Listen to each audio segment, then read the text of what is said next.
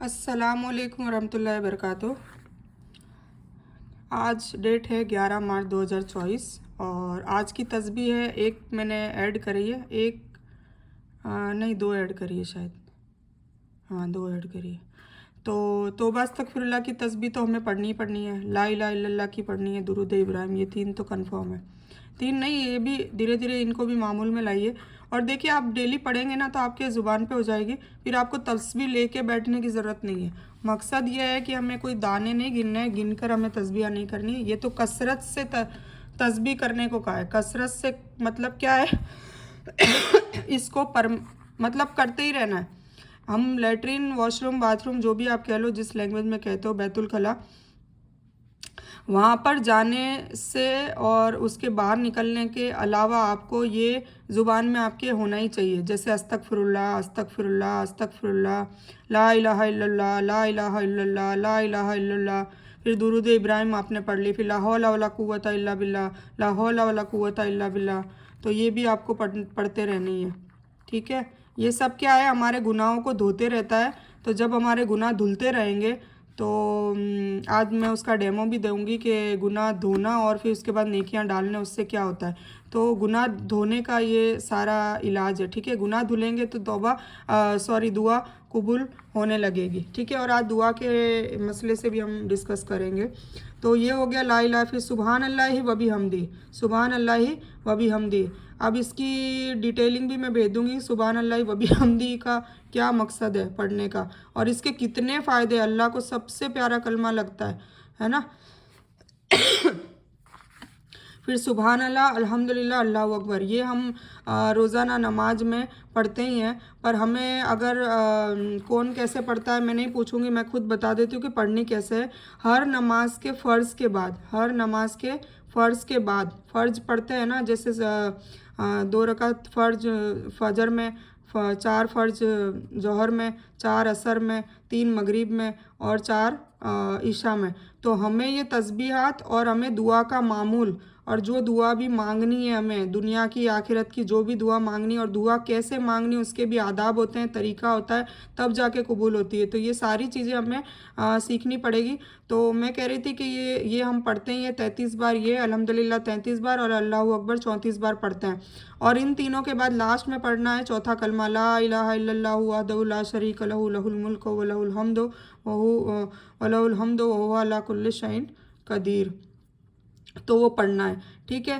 तो ये वाले अस्कार तो हम नमाज में रेगुलर करते ही हैं। तो ये हम वैसे नहीं करें तो भी चलेगा, पर करें तो बहुत अच्छी चीज़ है। और फिर इसके अलावा भी वो भी अस्कार में शामिल होता है कि हम बात बात में, जैसे किसी ने तबीयत पूछी, अल्हम्दुलिल्लाह, ये खूबसूरत लग रहा है, माशा अल्लाह, ये चीज़ कितनी प्यारी है, सुबहान अल्लाह, तुम कल आओगे मेरे घर इंशाअल्लाह। तो हमें हर चीज़ ऐसे ही बोलनी है, ऐसे नहीं कि ठीक है ओके आएंगे, ये नहीं। हमें अपने अल्लाह के वर्ड वाले अस्कार को शामिल करना है अपनी लाइफस्टाइल में, ताकि एक तो अल्लाह का नाम लेने का भी हमें फ़ायदा मिल जाएगा, मतलब सवाब मिल जाएगा। और जो हम ये आदतन डालेंगे तो उसके भी असरात होते हैं हमारी ज़िंदगी में, और हमें बहुत फ़ायदा होता है, ठीक है। तो कुल मिला के आज तस्बीह का हो गया, ये करनी है आपको। मैं स्क्रीनशॉट भी भेजूँगी, अभी वीडियो बना रही हूँ। फिर हमने हदीस ली थी, पाकी आधा ईमान है, उसमें ईमान हमने कवर कर दिया। इंशाल्लाह सबको समझ आ गया होगा कि ईमान क्या है। यकीन और भरोसा और ट्रस्ट, किस पे? अल्लाह पे, सिर्फ अल्लाह पे यकीन, भरोसा और ट्रस्ट। अब हम पाकी पे आते हैं। आज हम पाकी डिस्कस करेंगे। तो कल क्या हुआ था पता है, कल हौच पौच हो गया था, वीडियो मेरी प्री प्लान नहीं थी, मैंने इंस्टेंटली बैठ के करा था, क्योंकि मुझे फ़ोन कॉल्स इतने सारे आ गए थे कि आप ही बताओ, आप ही बताओ, तो इसीलिए मैं बता रही हूँ। और फिर बाद में रात को भी फ़ोन कॉल्स आए कुछ और लोगों के कि भाई ये जो आपने इस तरीके से खुद का बनाया है अच्छी बात है, पर एक वीडियो में बनाओ। छोटी छोटी वीडियो से हम परेशान हो रहे हैं, पता ही नहीं चल रहा कौन सी देख ली कौन सी नहीं, क्योंकि हम 24 घंटे में टुकड़ों में देखते हैं तो हम खुद भूल जाते हैं। तो एक तो ये तरीका है कि देखो, पहली बात तो मैं एक वीडियो नहीं बना सकती, क्योंकि मुझे ये नॉलेज है नहीं, मुझे सीखना पड़ेगा। और अब मैं क्या क्या सीखूंगी, इतना टाइम नहीं है। तो इंशाल्लाह अगले वर्कशॉप जब स्टार्ट करेंगे तब मैं सीख के ही इंशाल्लाह करूँगी। तो तब तक के लिए माफ़ी, आपको थोड़ा बहुत सब्र करना पड़ेगा उसके लिए। और दूसरा ये कि है ना, आप ये काम कर सकते हैं कि आप माई सेल्फ नंबर का एक व्हाट्सअप में नंबर ऐड करें, जैसे मैंने कर रखा है माई सेल्फ नंबर का, खुद का ही नंबर, मतलब आपका खुद का नंबर। तो आप जो भी सुन लेना उसको क्या सेव करना अगर चाहते हैं, करेंगे तो बहुत फ़ायदे होंगे। बाद में फिर आपको मलाल होगा कि यार कर लिया होता तो अच्छा रहता। बार बार सुनोगे तो आपको अच्छा लगेगा और ईमान में इजाफा रहेगा, क्योंकि ये ईमान है ना बढ़ता घटता है। ऐसा नहीं कि ये बस एक बार मोमिन बन गए तो नैया पार, नहीं, कभी हम मोमिन से मुस्लिम में भी वापस डाउन हो सकते हैं हमारी हरकतें, हमारे अखलाक अमाल की वजह से। और कभी हम मोमिन से वली तक भी पहुंच सकते हैं। तो ये हमारे पे और हमारी कोशिशों पे है, क्योंकि हमें लगातार एक मोमिन के लिए मौत तक इम्तिहान, मौत तक उसको ये सब पे चलना पड़ता है, ठीक है ना। वरना जो मर्जी आए करते रहो, अगर यकीन नहीं है, वही ईमान नहीं है कि कब्र नहीं है या कब्र का अजाब नहीं होगा, और यकीन नहीं है कि जन्नत जहन्नम नहीं है, यकीन नहीं है कि क़यामत नहीं आएगी, अगर यकीन नहीं है तो कोई बात नहीं, जो मर्जी आए करते रहो। और यकीन है, और अभी तो क्या मसला हो रहा है कि ये तो आखिरत का मसला था, पहले तो लोग सुकून और शांति में रहते थे, क्योंकि इतना लालच, इतना हसद, इतना ज़रूरतें, ख्वाहिशें, इतनी आरइशें हमारे को नहीं थी, तो लोग इतना कमाने में और ये सब में इतना ध्यान नहीं देते थे। तो दुनिया सबकी हसीन थी, गरीब हो अमीर हो पर सुकून था, है ना। सुकून ही तो चाहिए ना, गरीब हो या अमीर हो, सुकून चाहिए, सुकून था। अब क्या है कि दुनिया भी इस आमालों की कोताहियों की वजह से और इसकी वजह से अभी दुनिया में भी परेशानियां हो रही है। तो उसके लिए भी, दुनिया भी अच्छी करने के लिए हमें मोमिन तो बने रहना ही पड़ेगा। मोमिन बनेंगे तो दुनिया भी अच्छी रहेगी इंशाल्लाह, ठीक है। तो ईमान तो चलो आपको पता ही चल गया। तो मैं बता रही थी कि जो वीडियो है वो जितनी देखो बन पाएगी, क्योंकि वो अपने आप कट जाती है, फिर वो कटती है तो मैं सेंड करती हूँ। तो मैं सीख लूँगी इंशाल्लाह, तो आप घबराएं नहीं। पर एक बार तो, और इसको माई सेल्फ वाले नंबर में आप जैसे ही एक देख लिया, आपने उस पर ट्रांसफ़र कर दिया, उधर डिलीट कर दिया, रिमूव कर दिया, फिर देख लिया, तो आप हौच पौच नहीं होंगे। जिसको ये मसला है ना कि हमारे बच्चे छोटे हैं, टाइम नहीं है, और फिर हम सुबह से लेकर रात तक थोड़ा सुनते हैं तो हम भूल जाते हैं क्या सुना क्या नहीं सुना, तो उसके लिए मैंने इसका भी उनको हल वैसे बता दिया है, ठीक है। तो वो ऐसा कर सकते हैं, अगर वो डिलीट नहीं करना चाहते हैं तो ऐसा कर सकते हैं, अगर वो डिलीट करना चाहते हैं तो वो उनकी मर्ज़ी है, वो वैसा भी कर सकते हैं। दीन में कोई ज़बरदस्ती नहीं है, वो आपकी मर्ज़ी है, ठीक है। अब पाकी की बात करते हैं, तो पाकी आधा ईमान है। तो पाकी आधा ईमान है, वो अभी आपको ये जब पाकी समझ लोगे ना, तब समझ में आ जाएगा कि हकीकत में मोमिन बनने के लिए अगर पाकी को फॉलो कर लिया अच्छे से, तो इंशाल्लाह हम आधे मोमिन तो बन ही जाएंगे, पक्का है, ठीक है। तो चलो आज डिस्कस करते हैं पाकी। पाकी किसकी होनी चाहिए? बॉडी की, ब्रेन की, हार्ट की, नफ्स की और रूह की, क्योंकि ये सारी हमारी बॉडी के पार्ट्स हैं, ठीक है। कुछ फिजिकली दिखने वाले हैं और कुछ विजिबल है, कुछ इनविजिबल है।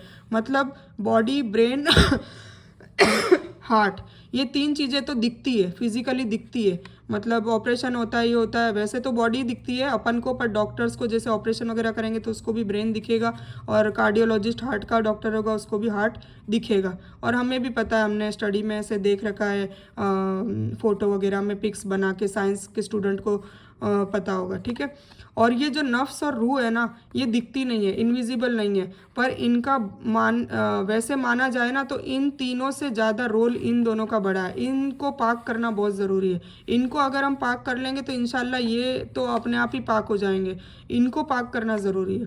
तो ये जो नफ्स है ना, ये होती है इसके अंदर, ब्रेन के अंदर, और ये रूह होती है हार्ट के, दिल के अंदर, ठीक है। रूह कहाँ होती है? दिल में, और नफ्स होता है ब्रेन में। तो आज हम ये पढ़ेंगे। तो मैं, अगर नहीं दिख रहा है तो कोई टेंशन मत करना, क्योंकि मैं समझाने के लिए आपको दिखा के बता रही हूँ। मैंने ये पहले ही बना दिए नोट्स, क्योंकि कल मुझे ऐसे एहसास हुए, और दो मेरी प्यारी बहनों ने भी मुझे नसीहत की कि भाई आप पहले से नोट्स बना के करो, ताकि आपको भी दिक्कत ना हो और हमको भी दिक्कत ना हो।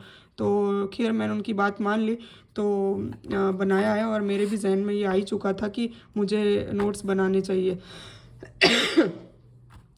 तो अल्हम्दुलिल्लाह अल्हम्दुलिल्लाह, जज़ाकल्लाहु खैर रिज्जू और मंजू। तो एनीवे, तो अब पाकी में हम बात करते हैं बॉडी। बॉडी कैसे पाक करेंगे? हमारा जो शरीर है, जिस्म है, वो कैसे पाक करेंगे? नहा कर, ठीक है ना, बात, गुसल लेकर, ठीक है, ऐसे पाक करेंगे। फिर वज़ू कर, ठीक है ना। बात तो, गुसल तो हम एक ही बार दिन में एक बार करते हैं, फिर हम बाहर जाते हैं, इधर जाते हैं, उधर जाते हैं, तो उसके लिए हमें 5 वक्त वज़ू करने को क्यों कहा है? ताकि हमारे हाथ, पाँव, चेहरा और कुछ आज़ा जो मैले हो जाते हैं या गंदगी लग सकती है या छींटे लग सकते हैं या कीचड़ के छींटे लग जाए, कोई भी नापाकी लग सकती है, तो उसको वापस से साफ़ करने के लिए इसीलिए वज़ू करा जाता है। तो वज़ू, ठीक है। तो गुसल मैंने लिख ही लिया है। अब इसमें भी आपको गुसल कैसे करना है ये भी देखो डीप स्टडी है। पहले तो ये पता होना चाहिए, अगर हमारा गुसल प्रॉपर नहीं है ना तो हमारी नमाज ही प्रॉपर नहीं होगी। तो हमें पहले गुसल प्रॉपर करना पड़ेगा, गुसल के फ़र्ज़ सीखने पड़ेंगे, सुन्नतें सीखनी पड़ेगी, नियत क्या करनी चाहिए, क्या कैसे करना चाहिए। फिर हैज़ का गुसल, क्योंकि हम लेडीज़ है तो हमारा एक मसला, जेंट्स में ये मसला नहीं है पीरियड्स का, पर लेडीज़ को पीरियड्स का भी मसला होता है। फिर जनाबत का, हम भी स्त्री मतलब सेक्स करते हैं उसका हस्बैंड के साथ, तो वो जनाबत का मसला, उसकी भी पाकी हमें करनी पड़ती है। और उसके अलावा और भी नजासत लेडीज़ को होती है, जैसे छोटा बच्चा है पेशाब कर दिया या खुद ही पेशाब के खुद के छींटे भी कभी लग जाते हैं, वो हो गया, या और कोई गंदगी लग गई, पॉटी लग गई, या इसके अलावा भी और कोई गंदगी लग गई, तो सारी नजासत का मसला है। तो ये 3 नापाकियाँ हमारे हर औरत के होती है। और वो पाक करने का एक ही तरीका है, एक ही नियत है, सब कुछ एक ही है। पर हमें बेसिक्स मतलब मेन जो मेन चीज़ है कि फ़र्ज़ हमें सीखना पड़ेगा। क्योंकि एक बात समझ लो, इबादत में 3 कैटेगरीज़ होती है ना। क्या कैटेगरीज़ होती है? फ़र्ज़,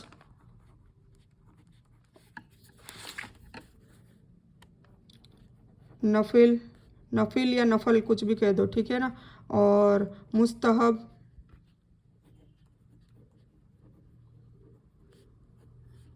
और वाजिब। एक वर्ड और ये है, ये आपको समझाने के लिए बता रही हूँ, वाजिब।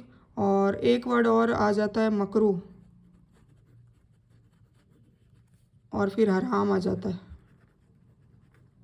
ठीक है। तो फ़र्ज़ जो है वो फ़र्ज़ जितने भी मैं अब बताऊंगी आपको, नमाज में नमाज के फ़र्ज़, रोज़े में फ़र्ज़, और इबादत में और भी फ़र्ज़, और किस किस के फ़र्ज़ है। तो जो फ़र्ज़ है ना वो तो माफ़ है ही नहीं, वो अल्लाह ताला बिल्कुल माफ़ नहीं करेगा, उसी का ही सवाल जवाब हिसाब किताब होगा। तो ये तो हमें स्किप करना ही नहीं है, छोड़ना ही नहीं है, चाहे किसी भी चीज़ में, सुबह से लेकर रात तक के जो भी मामलात हैं उसमें फ़र्ज़ वाली इबादतें नहीं छोड़नी है। इसका कोई हमें कोई बचाएगा नहीं इससे, ठीक है। ये तो हमें करना ही करना है। नफिल वो है, वैसे तो देखो इंडिया में है ना, नफिल में भी 2 कैटेगरी डाल दी है, सुन्नतें। मैं आपको एक वीडियो भेज रही हूँ, चलो वो आपको उसमें समझ में आ जाएगा। सुन्नत मौक़िदा, सुन्नत मौक़िदा का मतलब होता है कि जो हुजूर पाक सल्लल्लाहु अलैहि वसल्लम ने मतलब पढ़ी, खुद ही पढ़ी, मतलब ज़्यादा से ज़्यादा खुद पढ़ी है, मौक़िदा मतलब अदा करिए, मतलब हमें भी उनके प्यार मोहब्बत की वजह से हमें भी करना है, और इसके भी कुछ इनामात है, ठीक है ना। तो ये हो गया। अब जैसे इसको तो ये तो माफ़ नहीं है, इसको तो छोड़ना ही नहीं है, और इसको अगर इजाफा करते हैं और फिर सुन्नत गैर मौक़िदा भी होती है, मतलब वो उसको मतलब ये अपने है ना एशिया कंट्री में ये 2 नाम लिए है, एक्चुअली में अरेबिक में वर्ड में फ़र्ज़ और नफल ये सुन्नत मौक़िदा गैर मौक़िदा ऐसा कुछ भी नहीं है, ठीक है ना। तो खैर कोई बात नहीं, हम जैसे जैसे आगे पढ़ेंगे तो हमें पता चलेगा। तो ये हो गया। फिर मुस्तहब आती है, एक इबादत ऐसी है मुस्तहब की करो तो सवाब, नहीं करो तो कोई गुनाह नहीं, तो ये उस कैटेगरी में आता है, करो तो सवाब, नहीं करो तो कोई गुनाह नहीं। फिर वाजिब है, तो वाजिब थोड़ा फ़र्ज़ से थोड़ा सा हल्का, मतलब करने को जोर दिया गया है, मतलब नहीं करेंगे तो कोई गुनाह नहीं, पर जोर दिया कर नहीं करो तो बहुत अच्छा है। जैसे हज़रत अली का फरमान है कि वितर की ये जो ईशा में 4 फ़र्ज़ होते हैं उसके बाद वितर वाजिब बोलते हैं, तो 3 वितर को पढ़ो, भाई फ़र्ज़ नहीं है पर पढ़ो, ठीक है ना, हमारे नबी को पसंद थी तो पढ़ो, तो वो जोर दिया, उस पर जोर एकदम जोर दिया। और सुन्नत मौक़िदा पे जोर नहीं दिया, पर ये हमारी मोहब्बत की वजह से हम पढ़ेंगे, तो इंशाल्लाह एक तो हुजूर पाक सल्लल्लाहु अलैहि वसल्लम का कुर्ब हासिल होगा, और अल्लाह ताला राज़ी होगा, और एक जन्नत में जैसे नमाज के लिए बताया गया है कि 12 रकात जो सुन्नत मौक़िदा है, 17 तो फ़र्ज़ है, 17 रकात फ़र्ज़ है, ठीक है, और एक्स्ट्रा फिर और 12 रकातें हैं वो सुन्नत मौक़िदा है। फिर सुन्नत गैर मौक़िदा वैसे अपन जो इंडिया में जो बताया गया है उसमें ये सारी शामिल करके बताया जाता है, ठीक है। तो 17 वो हो गई और 12 सुन्नत मौक़िदा हो गई। तो सुन्नत मौक़िदा अगर पढ़ेंगे तो हमें जन्नत में एक महल की बशारत दी है, मतलब महल इनाम में मिलेगा इंशाल्लाह, ठीक है। तो ये पढ़ना चाहे तो इंसान 17 + 12 कितने हो गए टोटल? 29, ठीक है ना। तो ये मैंने आपका मसला हल कर दिया जो नमाज नहीं पढ़ते हैं, ठीक है ना। तो और पढ़ते भी हैं पर कई बार कज़ा हो जाती, तो कज़ा नहीं होगी इंशाल्लाह, क्योंकि फ़र्ज़ है ना तो बहुत आसानी से होती है, आप समझिएगा इस बात को। वाजिब हो गई, फिर मकरू, फिर ये तो हो गई, चलो ये पॉजिटिव कैटेगरी में, ये सब पॉजिटिव मतलब अदा करनी है तो सवाब इनाम, अदा करनी है, अदा करेंगे तो सवाब, नहीं करेंगे तो कोई गुनाह नहीं, और अदा करने पे जोर दिया गया है। पर ये मकरू क्या है, अदा नहीं करनी है। मैंने बताया था ना कि हदीस में क्या है, हुजूर पाक सल्लल्लाहु अलैहि वसल्लम ने कुछ चीज़ करने को भी कहा है, वो भी हदीस है, और कुछ चीज़ नहीं करने को कहा है, वो भी हदीस है। मतलब उस पर भी फॉलो करना है कि जो चीज़ से मना कर दिया तो उससे अपन को परहेज करना, अपन को नहीं करना है, ठीक है। तो ये मकरू में फिर ऐसे नेगेटिव चीज़ों में ये दोनों शामिल होएगी कि ये मकरू है, मतलब आप नहीं करोगे तो मतलब वो इबादतों में कुछ मकरू आ जाते हैं, जैसे वज़ू टूट जाता है, मकरू हो जाता है, ये सब चीज़ें हैं। तो उसको फिर आपको पॉजिटिव बनाना पड़ता है वापस करके, या उसके लिए कुछ कफ़ारा दे के, वो सब वो इसकी भी सबकी देखो डिटेल स्टडी है। इतना सब कुछ मैं समझाऊंगी तो 40 दिन नहीं 6 महीने लग जाएंगे, ठीक है। जिसको इंटरेस्ट होगा फिर वर्कशॉप नंबर 2 स्टार्ट करेंगे ना, उसमें सारा इंशाल्लाह कवर होगा। फिर हराम, तो जब मकरू को हम रिपीट करते रहते हैं ना, कोई भी चीज़ का मकरू का एक बार कर दिया, फिर तौबा नहीं करी, और फिर बिना तौबा फिर 2 कर दिया, फिर 3 कर दिया, और फिर जब हम उस पर लग जाते हैं तो लग जाते हैं, तो फिर वो क्या है हमारे ज़िंदगी में, फिर वो हराम, मतलब हराम की कैटेगरी में आ जाती है। और कुछ चीज़ें ऐसी हुजूर पाक से हमने बताई जो डायरेक्ट हराम ही है, ठीक है ना। शुगर का गोश्त खाना हराम है तो हराम ही है, ऐसा नहीं कि एक बार खाया 2 बार खाया तब जाके हराम होगा, नहीं, हराम ही है। तो ये दोनों चीज़ें समझने की ज़रूरत है। तो ये हो गया। तो अब मैं बात कर रही थी कि बॉडी की, तो बॉडी की आपको पता चली गई। अब ब्रेन की बात करते हैं। तो ब्रेन में क्या होता है कि नफ़रत, हसद, जलन मीन्स सोच, अपनी सोच गलत होती है ना। पैंतरे बनाते, कुछ लोग साजिशें बनाते हैं। ज़्यादातर माफ़ करना, मैं भी एक औरत हूँ, आप लोग भी औरतें हैं, तो ज़्यादातर ये हरकतें है ना लेडीज़ ही करती है, फीमेल करती है, मेल नहीं करते। और फीमेल मेल को ही उकसाती है, जैसे आदम और हव्वा का किस्सा सुनेंगे तो हव्वा रज़ियल्लाहु ताला उनकी वजह से ही मतलब आदम अलैहिस्सलाम और दोनों को जन्नत से बाहर निकाल दिया गया था, क्योंकि उन्होंने ही शैतान ने उनको बरखलाया, और आदम अलैहिस्सलाम नहीं मान रहे थे, पर औरत की वजह से मानना पड़ा। तो ये मीन्स सोच गलत होती है। तो ये हमारा ब्रेन भी हमें पाक करना है। पाक का मतलब क्या, साफ़ करना, खाली करना है, नेगेटिविटी हटानी है, पॉजिटिविटी डालनी है, हर चीज़ के लिए पॉजिटिविटी, ठीक है। तो नफ़रत हटानी, असद हटानी, जलन हटानी, मीन्स सोच गलत होनी नहीं चाहिए। ईगो, जैसे ईगो मतलब तकब्बुर, लोगों को कमतर समझना, खुद को ज़्यादा समझना, जैसे मैंने वो वीडियो भेजी थी 8 तकब्बुर वाली, वो आपको समझ आ गई होगी। साजिशें करना, तो ये सब चीज़ों से हमें बचना पड़ेगा। फिर आती है हार्ट की बारी। हार्ट में क्या है, गुनाह हम करते हैं ना, तो क्या होता है कि हमारा जो हार्ट होता है ना, वो धीरे धीरे काला हो जाता है, मतलब उस पर है ना ऐसे धब्बे पड़ने लग जाते हैं। तो जब हार्ट वैसे पैदा होते हैं तो अल्लाह का उसमें नूर होता है, बहुत नूरानी वो होता है, उसमें जो रूह होती है वो भी ज़िंदा होती है और खूब खुश होती है, हैप्पी होती है। और जब रूह खुश होगी ना, तब ये डिप्रेशन वाले जो लोग हैं ना, कि हमें डिप्रेशन हो रहा है, एंजाइटी हो रही है, जो भी साइकी है, वो सब ये रूह की वजह से, क्योंकि उनकी रूह मर गई है। तो रूह जिंदा हो जाएगी उनकी, तो इंशाल्लाह डिप्रेशन ख़त्म हो जाएगा, मेरा वादा है। तो रूह को ज़िंदा करना पड़ेगा। उनकी बीमारी क्या है, रूह की है, ये डॉक्टर ठीक नहीं कर सकते, चाहे कितने बड़ा से बड़ा साइकोलॉजिस्ट, वो दवाओं पे डाल देगा, एडिक्शन कर देगा और वो नशा हो जाएगा। दवाई ली तो नींद आएगी, दवाई ली तो ये होगा, पर हमें इस पर वर्क करना होगा कि हमारी रूह को ज़िंदा करना पड़ेगा।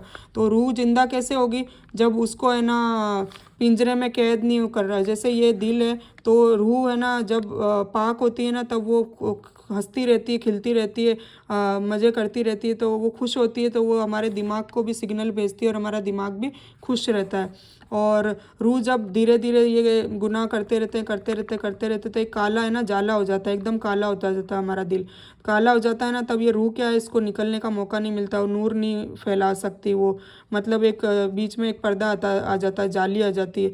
तो फिर है ना रूह को घुटन होती है, तो फिर वो उसको घुटन होती है, तो फिर उसको मतलब डिप्रेशन उसको आता है, तो फिर वो दिमाग को भी डिप्रेशन आता है। समझ में आ गई बात। तो ये है, तो हमें रूह को हैप्पी करने के लिए, मतलब अपने आप को ही हैप्पी करेंगे ना, इन शॉर्ट। तो रूह को खुश रखेंगे तो दिमाग खुश रहेगा, दिमाग को खुश रहेंगे तो हम खुद खुश रहेंगे। तो उसके लिए हमें दिल पे वर्क करना पड़ेगा। हमें गुनाहों से ज़्यादा बचेंगे और सवाब ज़्यादा से ज़्यादा कमाने की कोशिश करेंगे ना इंशाल्लाह, तो हमारा हार्ट जो है वो एकदम नूरानी हो जाएगा। हमारे हार्ट में जिक्र ही चलता रहेगा, अल्लाह अल्लाह अल्लाह अल्लाह। जब हम जुबान से जब हम जिक्र करते रहेंगे पूरा दिन करते रहेंगे, पूरा धीरे धीरे हमारा टाइमिंग बढ़ाएंगे, खाना खाते वक्त भी जिक्र क्या जाता है यार, किसी को पता भी नहीं चलता। और ये कितनी, मेरे को तो ये इबादत इतनी प्यारी लगी कि नमाज में, रोज़े में, वैसे ऐसा नहीं बोलना चाहिए पर मैं बता रही हूँ अपने खुद के हालात कि ये वाली इबादतें तो फिर भी जाहिर हो जाती है, लोगों के सामने आ जाती है, क्योंकि ज़्यादातर है ना हम इबादतों को छुपाएंगे तो ही मज़ा आएगा। मतलब मैदान हशर में खड़े होंगे ना, तो मैदान हशर में अल्लाह हमारी इबादतों को जाहिर करे, ऐसा होना चाहिए कि देखो ये मेरी बंदी थी और इसने इतनी वो तहज्जुद पढ़ी, या इसने इतनी इबादत करी, इसने लोगों को खाना खिलाया, इसने कुछ लोगों की पैसों से मदद करी जो इसको और मुझे ही पता है, इसके दाएं हाथ को भी कुछ चीज़ पता नहीं है। तो ऐसी इबादतें होगी ना तो इंशाल्लाह वो हमें अच्छे कपड़ों से पहन के हमें इनाम देगा और हमारे माँ बाप का नाम भी अनाउंस करेगा कि देखो ये उनकी औलाद है, और खुश हो जाओ कि आज तुम्हारा रब तुम्हें राज़ी करेगा। तुमने मुझे राज़ी करने के लिए छुप छुप के सारा काम किया, लोगों तक को भी नहीं बताया। और लोगों को तक को नहीं बताने का एक और फ़ायदा है कि उसमें हमारे को घमंड नहीं आता है।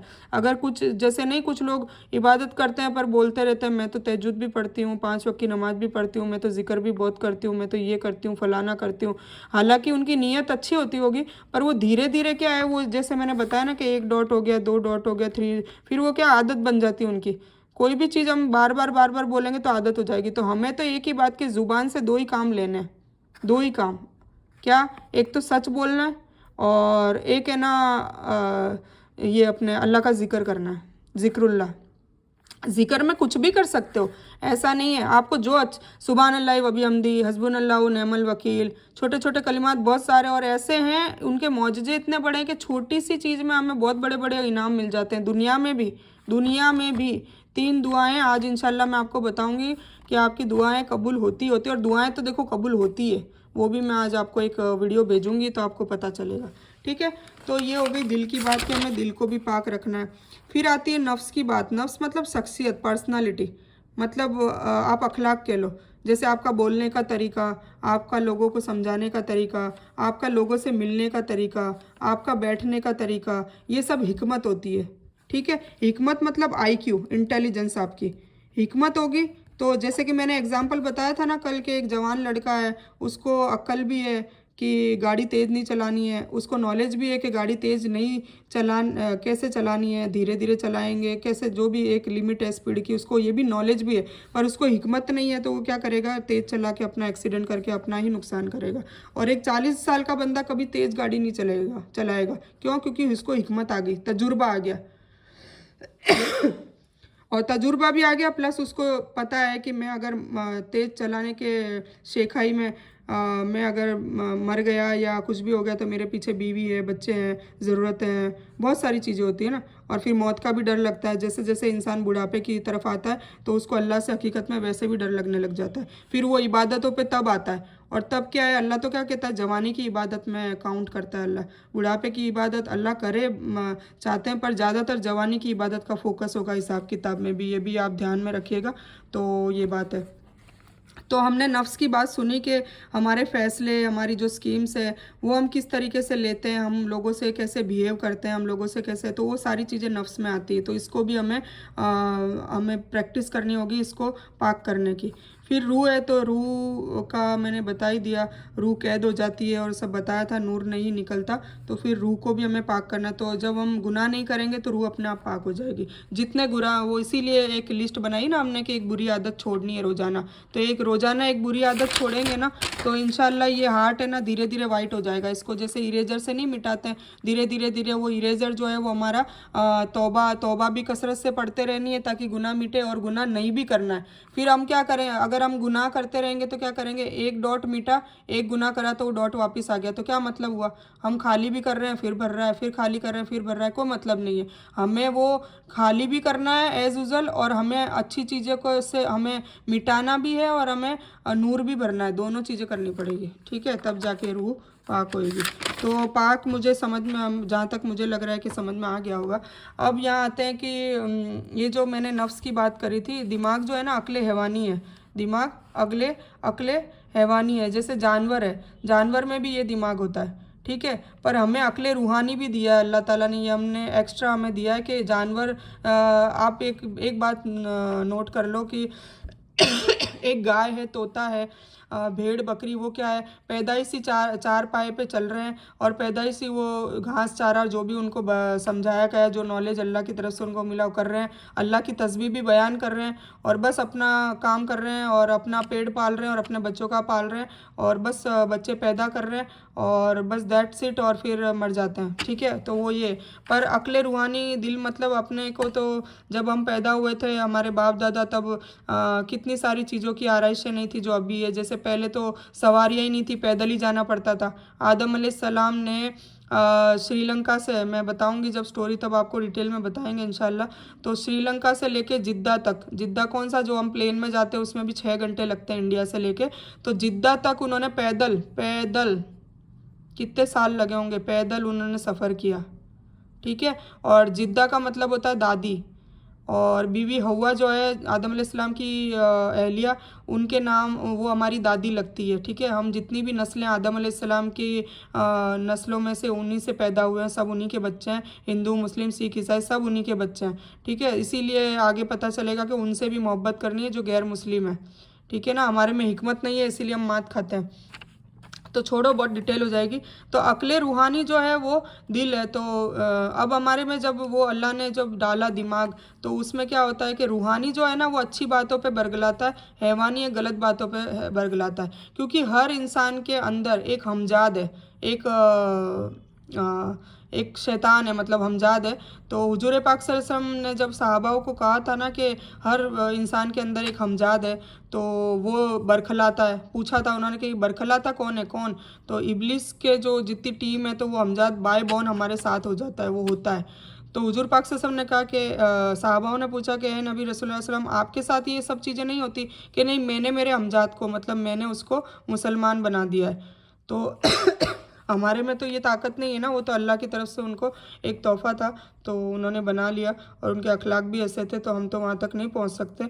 खैर हम उनको धीरे धीरे सुधार सकते हैं। वो बार बार करेगा भी हमें इधर आना है, फिर वो इधर आएगा, फिर हमें इधर आना है। तो इसीलिए मरते दम तक हमें ना ईमान पे मुकम्मल रहना है। हम उस पर ऐसे स्टेबल नहीं है, ईमान स्टेबल किसी का भी नहीं होता, किसी का भी नहीं होता, इवन नबियों तक का भी स्टेबल नहीं रह पाता था। तो है ना, ईमान पे हमें ईमान लाना भी है और फिर ईमान पे जमना भी है, ईमान को मुकम्मल करना है। वो कैसे करेंगे, गुनाहों से बचते रहेंगे और नेकियों में बढ़ते रहेंगे, नेकियां करते नहीं रहेंगे, नेकियों में बढ़ते रहेंगे।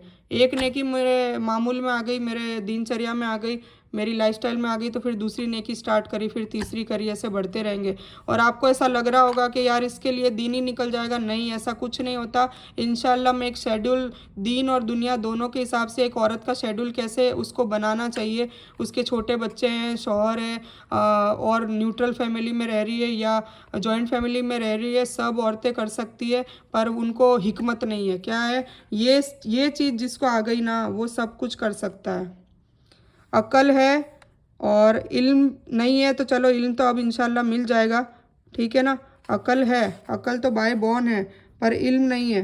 पर फिर ये हिकमत जब मिल गई ना, तब जाके फिर मुकम्मल इंसान अपने आप को, अपनी मुस्लिमा, जो हम मुस्लिमा है ना, औरतों को मुस्लिम नहीं कहते, मुस्लिम माँ कहते हैं, है ना। ये मोन्नस है, मतलब ग्रामर सीखेंगे तो उसमें पता चलता है। तो हम मुस्लिमा हैं अभी और हमें मोमिना की कैटेगरी में इंशाल्लाह आना है, ठीक है। तो ये आपको समझ में आ गया अक्ल हैवानी और अक्ल रूहानी। तो नफ्स अम्मारा मैंने आपको शायद कल बता ही दिया कि बुराई की तरफ जो जाता है वो उसका नफ्स क्या होता है, नफ्स अम्मारा। उसको पता नहीं होता, उसको होश ही नहीं होता वो सही कर रहा है गलत कर रहा है, वो बुराई के रास्ते से चल के भी दौलत कमा रहा है, वो सब कुछ मतलब अल्लाह की हुक्म का पालन बिल्कुल नहीं कर रहा है, अल्लाह को उल्टा नाराज़ कर रहा है, पर वो अपनी दुनिया में ही लगा हुआ है, वो उसी में मस्त है, ठीक है। जैसे नॉन मुस्लिम्स हैं, पर मुस्लिम्स भी बहुत सारे इसमें इन्वॉल्व है, तो उन्हें बचने की बहुत ज़रूरत है। फिर नफ्स लवामा, तो वही मलामत करेंगे ये लोग ऊपर जाके कि हाय हम तो सोच रहे थे कि जन्नत मिलेगी, और कन्फ्यूज़न वाले हैं ना, वो नीचे कुछ लोग हैं ना ओवर कॉन्फिडेंस हो जाते हैं कि हम तो जन्नत ही है क्योंकि हम तहज्जुद पढ़ रहे हैं हम इबादत कर रहे हैं, हम ये कर रहे हैं, पर उसमें क्या होता है कि वो बॉडी से तो इबादत कर रहे हैं, पर ये पांचों चीज़ पाक होनी कंपलसरी है ना।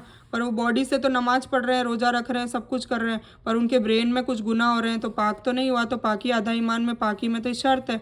समझ में आ गया? अब आ गया होगा।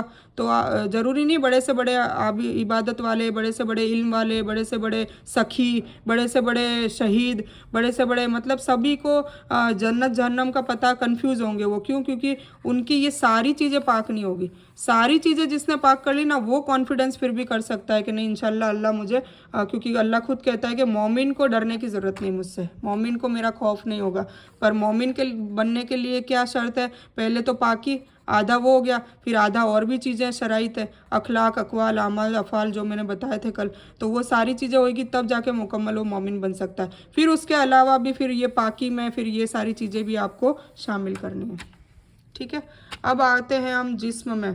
तो जो जिस्म है, बॉडी, इसकी बात कर रही हूँ। जिस्म ये क्या विजिबल होता है, दिखता है, मिट्टी से बना है और मिट्टी में ही जाएगा, मिट्टी से ही बना है। आदम अलैहिस्सलाम की स्टोरी सुनेंगे तो इंशाल्लाह उसमें कवर करेंगे कि मिट्टी से ही बना है इंसान, और कब्र में डालते हैं तो मिट्टी में ही डालते हैं ना, तो मिट्टी में जाएगा। और जो नफ्स है वो नॉट विजिबल है, वो दिखती नहीं है, इसीलिए तो जजमेंट नहीं करना चाहिए। वो जजमेंट का मैंने बताया था ना सना खान का, कि हम क्या करते हैं, हम जजमेंट विजिबल पे करते हैं। जैसे मान लो कोई दाढ़ी वाला है और उसने हुजूर पाक सल्लल्लाहु अलैहि वसल्लम जैसा दिखावे में लिबास भी पहना है, और वो नमाज़ें भी पढ़ रहा है, और वो दावत का काम भी कर रहा है, और वो कुरान भी पढ़ता है, और वो सब चीज़ें कर रहा है जो हमें दिख रहा है, तो हम क्या सोचते हैं ये बड़ा नेक इंसान है, होता है ना। और इसी से उल्टा सोचें कि एक कोई आदमी है, वो गुनहगार है, चोर है, दारू भी पी रहा है, वो सब हमें दिख रहा है, तो दारू पी रहा है और जुआ भी खेल रहा है और सारी अल्लाह की नाफरमानियाँ कर रहा है, तो वो विजिबल है, तो हम क्या करते हैं, लानत देने लग जाते। तो हमें दोनों चीज़ों से मना करा है। नहीं, अच्छे नेक लोगों के लिए तो ठीक है, आप बोल सकते हो, पर ये मलामत के लिए मना करा है, नेगेटिविटी बोलने के लिए मना करा है। क्यों? क्योंकि उसकी जो नॉट विजिबल जो नफ्स है, वो उसका पता नहीं अपन को कि वो अपने से भी ज़्यादा अच्छी हो, क्या पता। उसकी पर्सनालिटी, मतलब उसका बोलने का तरीका अपने से बहुत मीठा। अपन नमाज तो पढ़ रहे हैं पर ज़ुबान से जो लहजा है वो बहुत ही सख्त है, बोलने का तरीका, मिठास नहीं है बोलने में। तो फिर क्या मतलब है, फिर नफ्स तो नफ्स, ये सारी चीज़ें पाक होनी ज़रूरी है ना। तो फिर पर्सनालिटी में भी डेवलपमेंट हमें करना पड़ेगा। और